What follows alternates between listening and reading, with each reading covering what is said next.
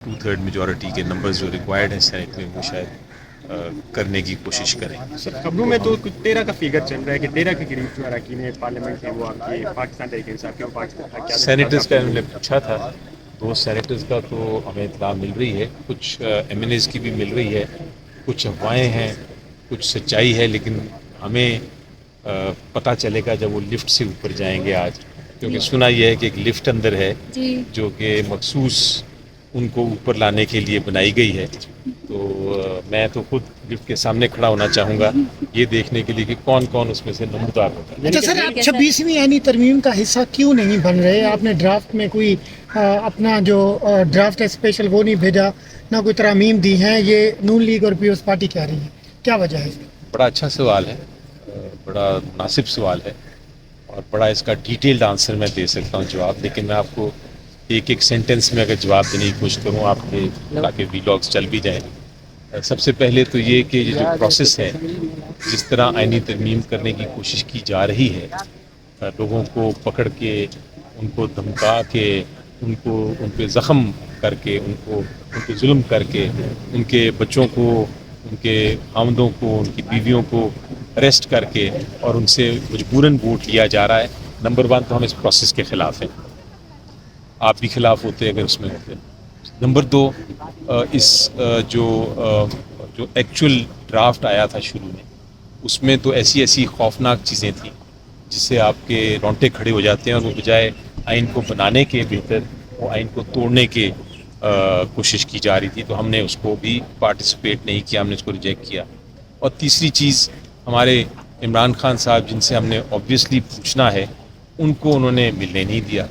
ایک دن آدھے گھنٹے کے لیے ملاقات کرنے دی، آدھے گھنٹے میں تو آپ آئینی ترمیم پہ اپنی سفارشات نہیں پیش کر سکتے۔ اور چوتھی چیز یہ کہ یہ جو بل ہے اس میں بھی کچھ ایسی شکیں ہیں جس سے ہمیں تحفظات ہیں۔ کیا آپ کا یہ جواب کچھ تھوڑا سا آپ کو سمجھ سر یہ بھی بتائیے گا کہ پی ٹی آئی کا وفد مولانا کے گھر ابھی دوبارہ جائے گا مشاورت کے لیے، تو عرفان صدیقی صاحب کہہ رہے ہیں کہ مولانا صاحب چاہتے ہیں کہ پی ٹی آئی اس بل کا حصہ بنے اور منظوری دے دے، تو پی ٹی آئی کا کیا موقف ہوگا اس وقت؟ دیکھیں، ہم نے تو جیسا میں نے 4 وجوہات آپ کو بتائیں، تو یہ تو فیصلہ ہو گیا ہے کہ ہم نے اس میں ووٹ نہیں کرنا، اور ہم نے مولانا صاحب کو یہ بتا بھی دیا۔ مولانا صاحب نے میری نظر میں ایک بہت اہم رول ادا کیا ہے کہ وہ جو خوفناک بل تھا جس میں آئین ٹوٹ جانا تھا، اس کو انہوں نے کنٹرول کیا اور کوئی ایسا بل لے کے آئے جو اس سے بہت ڈیلیوٹڈ ہے۔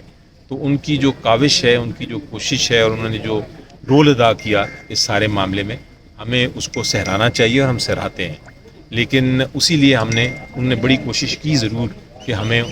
بیچ میں انوالو کریں، اور کافی حد تک وہ ہمیں آگاہ بھی کرتے رہے، لیکن ہم نے جس وجہ سے میں نے آپ کو 4 وجوہات بتائیں، ہم نے کنٹریبیوشن اپنی نہیں دی۔ سر یہ بتا دیں کہ جب سنجانی صاحب بھی منتخب ہوئے تو ادھر سے کچھ سینیٹرز گئے آپ کے پاس، آپ کی پارٹی نے کہا کہ یہ ضمیر کی آواز ہے،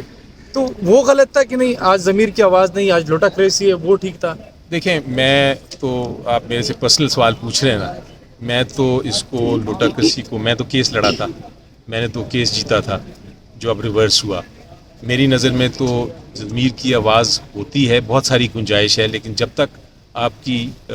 ووٹ آف نو کانفیڈنس کی بات ہے، اس میں آپ کو میجورٹی کے ساتھ چلنا پڑتا ہے، وہاں آپ کو ضمیر کی آواز جو ہے وہ نہیں بنتی۔ اگر اس وقت غلط تھا تو ابھی بھی غلط ہے، ابھی بھی غلط ہے تو اس وقت بھی غلط تھا۔ میری نظر میں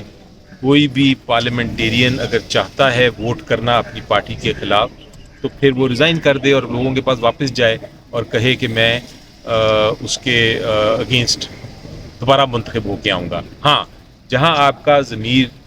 آپ کو اور آئین آپ کو اجازت دیتا ہے کہ آپ پارٹی کے علاوہ بھی ووٹ کر سکیں اپنے ضمیر کے مطابق، وہ آپ بالکل کریں، کیونکہ قانون میں رہنا پڑتا ہے۔ مثلا مجھے کوئی آ کے کہہ دے کہ جناب ایسا ووٹ آپ کر دیں جو کہ کشمیر جو ہے آپ انڈیا کو دے دیں، آپ کریں گے ووٹ؟ وہ آپ کہیں گے نہیں، آپ سب کہیں گے، دیکھنے والے بھی آپ کے کہیں گے کہ نہیں، ہم بالکل نہیں یہ کرنے کے، وہ ہے ضمیر کا ووٹ۔ لیکن جہاں آپ نے یہ کہنا ہے کہ جہاں آپ کو پیسے لے لیں اور آپ ووٹ دوسرے کو کر دیں اور ہٹا دیں حکومت کو، وہ پھر ضمیر کا اس میں ایشو نہیں آتا ہے۔